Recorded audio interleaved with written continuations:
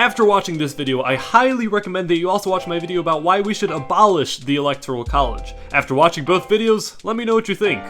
The Electoral College was put into place because, as good as democracy is, as every government system does, democracy has some flaws. As one of the philosophers who inspired the Constitution, Thomas Hobbes, said, "A democracy is no other than an aristocracy of orators." In other words, those who are most skillful in speaking and persuasion will be more likely to gain power over, let's say, those that are actually qualified. The Founding Fathers were well aware of the danger in handing the power to basically rhetoricians, or people that could convince the masses the best, regardless of their qualifications to run the country. While democracy does typically get things right, the Electoral College acts as a protective barrier against the major flaw of democracy, which is the tyranny of the majority. So let's go back to 1787, when the Founding Fathers were first trying to figure out how to run the legislative branch. At first, they couldn't decide or agree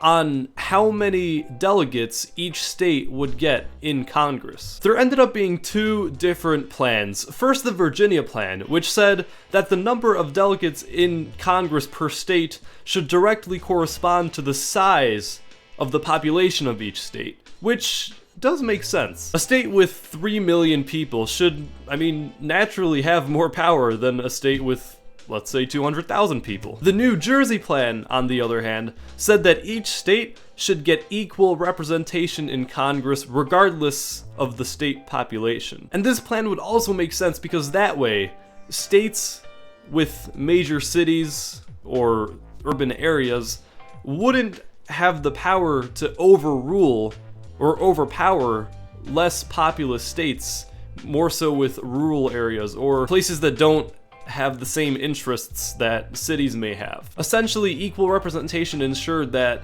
no city population would overrule the interests of farmers or anyone living in rural areas. Eventually, the two plans ended up merging, which we now call the bicameral legislature, in which the Virginia plan is the House of Representatives and the New Jersey plan is the Senate. This large plan was called, and is still called, the Great Compromise of 1787, or the Connecticut Compromise. Now, the reasoning behind the Electoral College is the same exact reasoning behind the genius of the Great Compromise. As we know, a presidential candidate needs 270 electoral votes in order to win the presidency. In the current voting system, the number of electoral votes each state gets is based on how many members that state has in Congress, meaning adding up the number of members it has in the House of Representatives and the Senate. For example, Ohio currently has 16 members in the House of Representatives, and of course every state has 2 senators.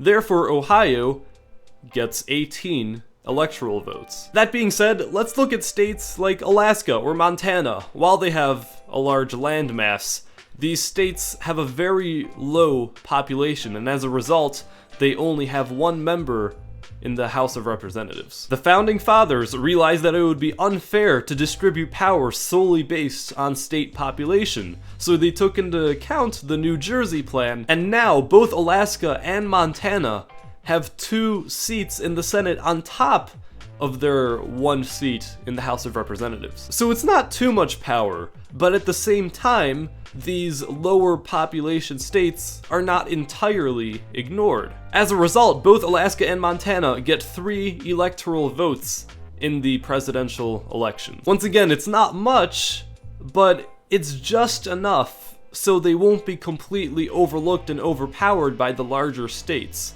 It's the most fair possible balance we can reach. We don't see many people who argue against our nation's long-approved bicameral legislature, despite both the delegation of members in Congress and the election of our president being based in the same exact reasoning. If the Electoral College were to be abolished, presidential candidates would solely focus on campaigning in larger population states, but more so in cities. The interests of people living in rural areas would be heavily ignored. The Electoral College is nearly as perfect as it can be. it still gives the majority of the power to larger populations, but it also makes sure that the smaller population states still have a voice. Another benefit of the Electoral College is that it's able to produce a clear winner. 270 points to win.